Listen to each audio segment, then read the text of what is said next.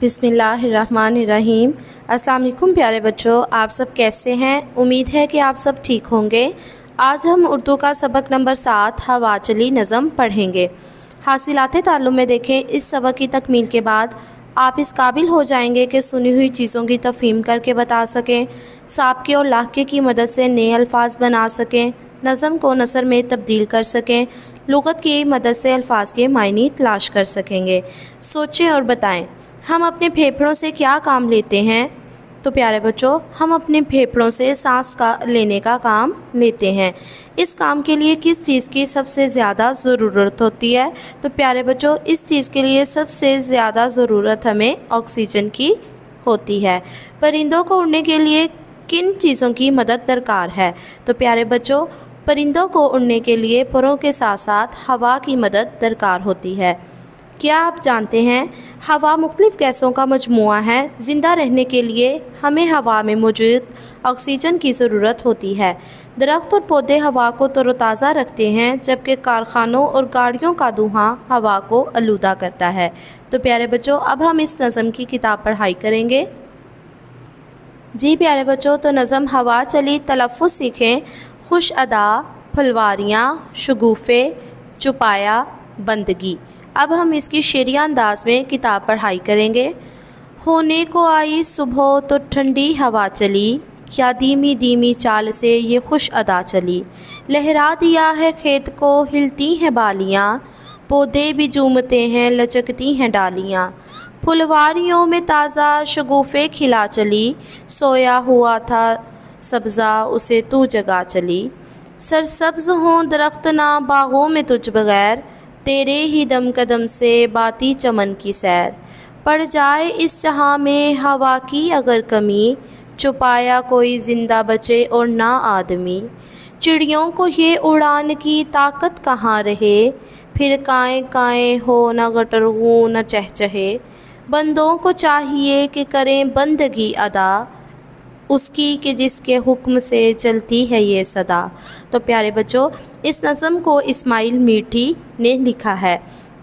दिए गए अहम अल्फाज के आपने मायने अच्छे से याद करने हैं और इसी तरह अपनी किताब पर तहरीर करने हैं। ठहरे और बताएं, चौपाया किसे कहते हैं? तो प्यारे बच्चों, चौपाया 4 पाँव वाले जानवर को कहा जाता है। हवा किसके हुक्म से चलती है? तो प्यारे बच्चों, हवा अल्लाह ताला के हुक्म से चलती है। तो अब हम इस नज़म की नसर करेंगे। उसके लिए हम अपनी कॉपी रेडी करेंगे। जी प्यारे बच्चों, तो अब हम कॉपी पर उन्वान लिखेंगे, हवा चली। अब हम दिए गए अशार को नसर में तब्दील करेंगे। नसर कहते हैं प्यारे बच्चों अशार को आसान अल्फाज में बयान करने को, कि उनमें क्या बात कही जा रही है। शेर नंबर 1 देखें। होने को आई सुबह तो ठंडी हवा चली, क्या धीमी धीमी चाल से ये खुश अदा चली। तो प्यारे बच्चों, इसकी नसर है, जब सुबह होती है तो आहिस्ता आहिस्ता, मतलब धीमी धीमी, आहिस्ता आहिस्ता ठंडी और नहायत खुशगवार हवा चलती है। शेर नंबर 2 है। लहरा दिया है खेत को हिलती हैं बालियाँ, पौधे भी झूमते हैं लचकती हैं डालियाँ। डालियाँ मतलब टहनियाँ। सुबह के वक्त चलने वाले खुशगवार हवा की वजह से खेत, पौधे और टहनियाँ भी लहरा रही हैं। तो प्यारे बच्चों, इसी तरह आपने इन तमाम अशार की नसर को अपनी कॉपी पर लिखना है। जी प्यारे बच्चों, तो इस नज़म को पढ़ने और इसकी नसर पढ़ने के बाद हमने क्या सीखा कि अल्लाह ताला की बहुत सारी नेमतों में से हवा भी एक नेमत है। हवा की गैर मौजूदगी में कोई जानदार ज़िंदा नहीं रह सकता। हमें अल्लाह ताला का शुक्र अदा करना चाहिए जिसने हमें इस नेमत से नवाजा। तो प्यारे बच्चों, अब हम इस सबक की मशक करेंगे।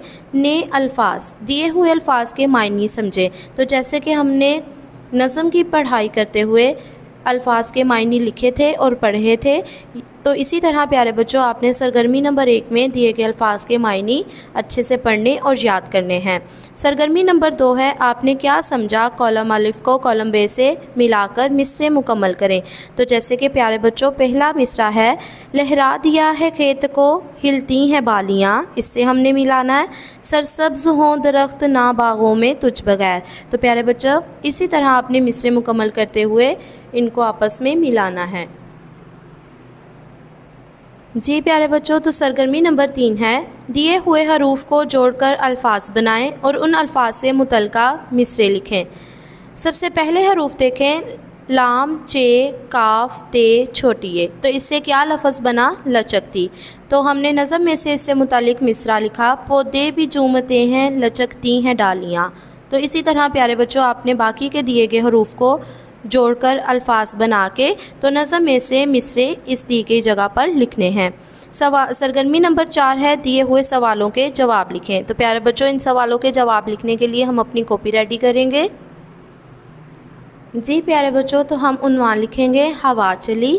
सवालों के जवाब लिखें। सवाल नंबर 1 है, परिंदे अपनी उड़ान किस तरह भरते हैं? परिंदे अपनी उड़ान परों के ज़रिए हवा को धकेल कर भरते हैं। तो इसी तरह प्यारे बच्चों, आपने बाकी के दिए गए सवालात के जवाबात अच्छी लिखाई में अपनी कॉपी पर तहरीर करने हैं और इनको याद करना है।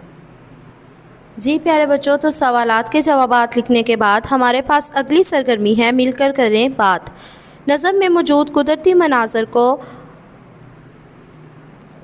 इस मंज़र को अपने अल्फाज में बयान करें। तो प्यारे बच्चों, नज़म में सब्ज़े से मुतालिक जो है वो बात की गई है, यानी कि चमन बाग जो है वो हवा की वजह से सरसब्ज़ है, जिसकी वजह से, हवा की वजह से जो है इंसान छुपाया, मतलब 4 पाँव वाला जानवर ज़िंदा रहते हैं, जो कि अल्लाह ताला की एक बहुत बड़ी नेमत है। तो आपने भी इसी तरह अपने अल्फाज में अपने वालिदैन को इस नज़म को पढ़ने के बाद बताना है। जी प्यारे बच्चों, तो अब अगली सरगर्मी है लफ्ज़ों का खेल। मिसाल के मुताबिक दिए हुए अल्फाज के ग्रोही अल्फाज लिखें। तो प्यारे बच्चों, ग्रोही अल्फाज जो होते हैं उन्हें मुतलाज़िम अल्फाज भी कहा जाता है। बरसात, इसके ग्रोही अल्फाज क्या हैं? घटा, बादल, गर्ज, बारिश, पकवान। इसी तरह हमें बाकी के अल्फाज दिए हैं चमन। तो चमन के ग्रोही अल्फाज क्या होंगे? मतलब बाग में क्या क्या होता है, हम उससे मुतालिक लिख सकते हैं, मसलन दरख्त, फूल, परिंदे, हवा। तो इसी तरह प्यारे बच्चों, आपने दिए गए अल्फाज के ग्रोही अल्फाज उनके सामने लिखने हैं। कवायद सीखें। साबके, दिए हुए अल्फाज गौर से पढ़ें। तो सबसे पहले हम जानेंगे कि साबके किसे कहा जाता है। जी प्यारे बच्चों, ऐसे हरूफ या अल्फाज जो किसी लफ्ज़ से पहले लगाए जाएं और उस लफ्ज़ के मायने में तब्दीली पैदा कर दें, साबके कहलाते हैं। जैसे कि लफ्ज़ खुश है, तो ये दिए गए अल्फाज से पहले लगा दिया गया है और उनके मायने में तब्दीली पैदा कर रहा है। जैसे खुश अदा, खुश किस्मत, शक्ल से पहले खुश लगा दिया है तो वो लफ्ज़ बन गया खुश शक्ल। इन सब अल्फाज में खुश साबका है। तो प्यारे बच्चों, दिए हुए साबकों की मदद से आपने 2-2 अल्फाज बनाने हैं और उनके मायने लुगत से तलाश करके लिखने हैं। जैसे कि पहला हमारे पास साबका है सर। तो हमने सर जो है वो किस लफ्ज़ के साथ लगा दिया? किस लफ्ज़ से पहले? सब्ज़ से पहले। तो वो क्या लफ्ज़ बन गया? सरसब्ज़। और उसका मायने क्या है? हरा भरा। तो इसी तरह आपने बाकी के सर, जैसे सर अंजाम, सर गरम, तो आपने इसी तरह बाकी के अल्फाज जो है वो बनाने हैं। अगला लफ्ज़ हमें जो साबके में दिया है वो है कम। तो कम से हम क्या अल्फाज बना सकते हैं? जैसे कम तर, कम ज़र्फ़। तो प्यारे बच्चों, इसी तरह आपने ये सरगर्मी अपनी किताब पर हल करनी है। अगली सरगर्मी है लाके। ऐसे हरूफ या अल्फाज जो किसी लफ्ज़ के बाद लगाए जाएं, वो अल्फाज उसके मायने में तब्दीली पैदा कर दें, वो लाके कहलाते हैं। जैसे सौदागरी, गदागरी, सपागरी, इन सब अल्फाज में गरी लाका है। जी प्यारे बच्चों, तो आगे हमें लाकों से मुतालिक जो है वो सरगर्मी दी गई है। अब हम इसे अपनी किताब पर हल करेंगे। जैसे कि पहला लफ्ज़ है हमारे पास नाक। तो हमने उसे क्या लफ्ज़ बनाया? खौफ नाक। यानी वो किस लफ्ज़ के बाद में आया? खौफ के बाद में। तो उसका मीनिंग क्या है? डर। तो इसी तरह प्यारे बच्चों, आपने बाकी के अल्फाज बनाने हैं। अगली सरगर्मी है पढ़ें। दिए हुए अशार दुरुस्त तलफ़ुज़, लय और आहंग से पढ़ें, बादज़ा उनका मरकज़ी ख्याल अपने अल्फाज में बताएं। तो प्यारे बच्चों, आपने इन अशार को अच्छे से पढ़ते हुए इनका मरकज़ी ख्याल अपने अल्फाज में अपनी रफ़ कॉपी पर तहरीर करना है। कुछ नया लिखें, यह आप सबका होम टास्क है। हवा की ज़रूरत और अहमियत पर मबनी 10 से 15 जुमलों के 2 पैराग्राफ लिखें कि हवा की हमें क्यों ज़रूरत है और इसकी क्या अहमियत है हमारी ज़िंदगी में। तो प्यारे बच्चों, आपने इसी तरह अपने सबक की तमाम सरगर्मियाँ अपनी किताब पर और कॉपी पर हल करनी है और याद करनी है। जी प्यारे बच्चों, मुझे उम्मीद है कि इस सबक की तमाम सरगर्मियाँ करने के बाद आपको इसके हासिलाते ताल्लुम जैसे कि नज़म को नसर में तब्दील आप कर सकते होंगे, साबके और लाहके के नए अल्फाज बना सकेंगे और लुगत से मायनी तलाश कर सकेंगे। अपना बहुत सा ख्याल रखिएगा। अल्लाह हाफ़िज़।